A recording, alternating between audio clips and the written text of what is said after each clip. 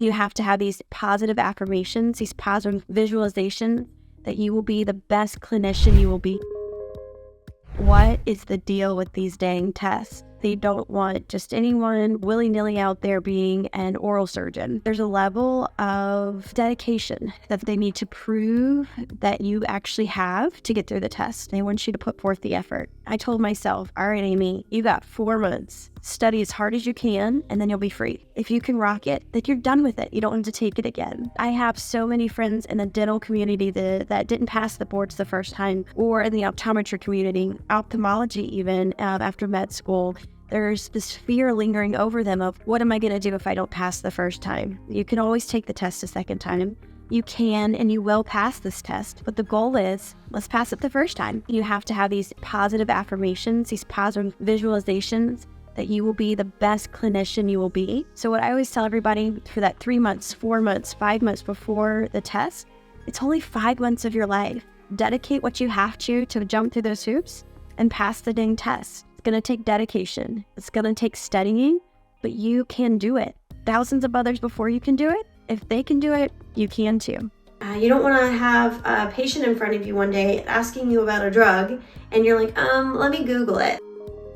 I had to relearn how to study when I got to grad school. I'll be honest with you, in high school and undergraduate, I just coasted. When I went to college at Virginia Tech, honestly, I didn't learn how to study. I would cram for exams and know what I needed to know.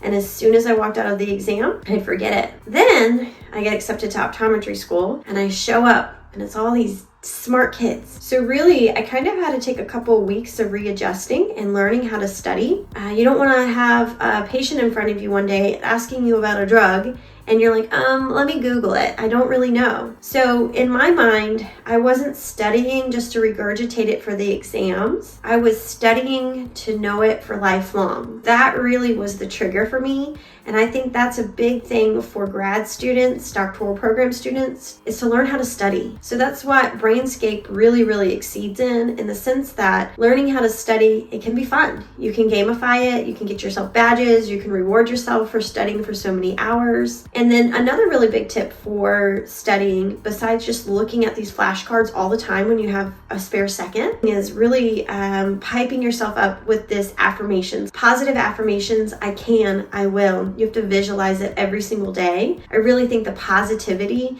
is really what's lacking in the grad schools. I really think that a lot of people are so negative and down on themselves. You've got this far. You absolutely can do it. And that's all you need to do is really put the time and effort and you can crush this test. How did I deal with the crushing workload? You just do it. Yes, for 4 years, it stinks. Yes, you have to jump through other people's hoops. Yes, you have to take a boatload of tests, but it's worth it in the end. Taking it day by day and doing the best you can every day and having that mindset like, well, I'm gonna stay here and crush this workload and do the best I can every day. I can look back and think, moms in my class that had twins and a marriage and are 10 years out of school and they're going back to grad school, they're getting through it. Why can't I? 4 years, make it work. Just take it day by day, stay organized, and you can stay on top of the course load. Other people have done it with twins, so you can do it. My number one piece of advice for all grad students is imposter syndrome is real. That is something that I learned first year in that first day of school. Why am I here? Can I do this? Am I really going to be able to put a doctor in front of my name? Get over it. Get over that imposter syndrome. Tell yourself every day you can do it. They want you to do it. They need doctors. They need professionals. They need lawyers. They need dentists. And why can't it be you? Don't let the imposter syndrome make you go down a downward spiral. Prove it wrong. I'm going to crush this test. I'm going to crush grad school and prove that I deserve to have that doctor in front of my name. Grad school is just 4 years. Shoot for it. Know you can do it. Go after it. You can get it. Do not let imposter syndrome tell you otherwise. You got this. You can be waiting for your Uber and flipping through flashcards.